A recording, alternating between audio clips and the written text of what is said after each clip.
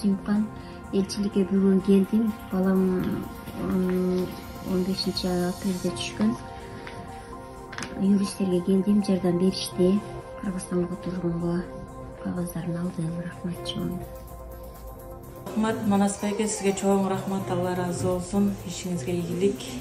Ошо дагы жолу рахмат чоң сизге. Маматов Сагынбек, кара тизмеде син деп регистрация продление болбой атты эле.